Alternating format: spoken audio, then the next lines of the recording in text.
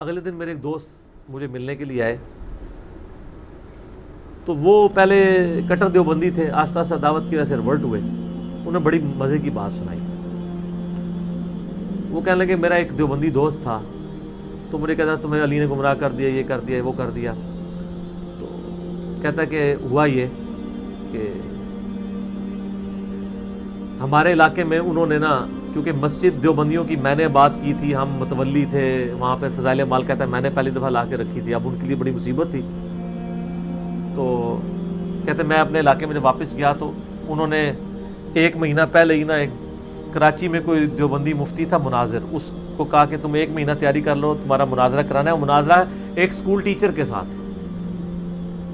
وہ بھی science teacher, عربی کا ٹیچر نہیں، سائنس کا ٹیچر.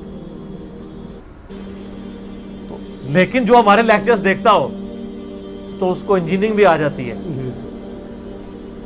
وہ کہتے نہیں 1 مہینے کے بعد، خیر کہتے ہیں میں نے اپنے پوری مسجد کمیٹی کو، امام مسجد کو، اپنے لوگوں کو بٹھایا، وہ بھی پوری تیاری کر کے، ان کو تو پتہ نہیں تھا کہ ہونے کیا والا ہے. تو کہتے ہیں میں نے ان سے کہا کہ یہ بتائیے کہ ہماری جو اب گفتگو یا مناظرہ یا مجادلہ جو کچھ بھی ہوگا، اس کی بنیاد کس کے اوپر ہونی چاہیے؟ اہل سنت کے منہج پہ. انہوں نے کہا جی. ان کا مولانا صاحب میں تو ہوں جاہل، مجھے تو عربی بھی نہیں آتی، تو آپ تو عالم دین ہیں، تو میں آپ کے سامنے اہل سنت کا منہج بیان کرتا ہوں، اور بریکٹ کے اندر جو میں نے انجینئر صاحب کی ویڈیو سے سیکھا ہے.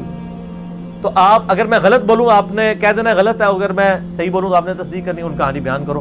اس کو تو پتہ ہی نہیں تھا کہ وہ وہی بولے گا جو ہے.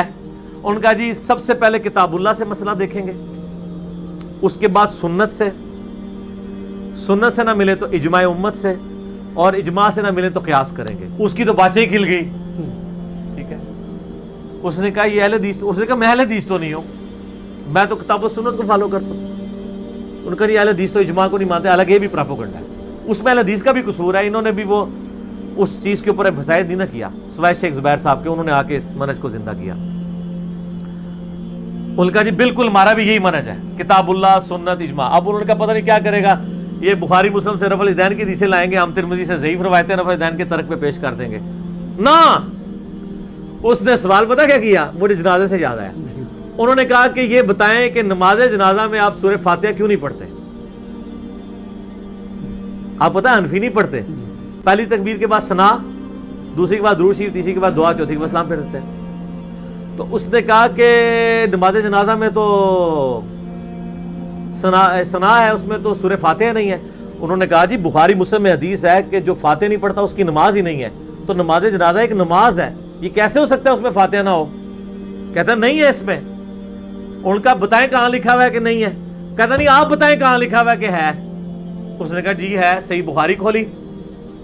ٹھیک ہے. وہ کہتا ہے بخاری تو میں 25 سال سے پڑھا رہا ہوں. ان کا سر بخاری میں سے میں بھی آپ کو نکال دیتا ہوں کہ عبداللہ بن عباس رضی اللہ تعالیٰ عنہ نے جنازے کے دوران اونچی آواز سے سورہ فاتحہ پڑھی اور فرمایا یہ میں نے اس لیے پڑھی ہے تاکہ تمہیں تعلیم دوں کہ نبی علیہ السلام کی یہ سنت ہے، آپ کا یہ طریقہ ہے سورہ فاتحہ پڑھنا. ان کا یہ تو آگیا صحیح بخاری. پہلے وہ کہتا ہے وہ مانا ہی نہ کہ بخاری میں لکھا ہے. ان کا بخاری لے کے میں آپ کو نکال دیتا ہوں. پھر کہتا ہے اچھا ٹھیک ہے لکھا ہوگا، لیکن مسئلہ یہ ہے کہ ہم اس لیے اس حدیث کو نہیں مانتے کیونکہ ہم امام حنیفہ رحمہ اللہ کے مقلد ہیں، تو اس لیے حنفیوں کے نزدیک جائز نہیں ہے. انہوں نے کہا نا، اہل سنت کا منہج ہے پہلے کتاب اللہ، پھر سنت، پھر اجماع، پھر چوتھے نمبر پہ امام حنیفہ. ہائے ہائے ہائے ہائے ہائے.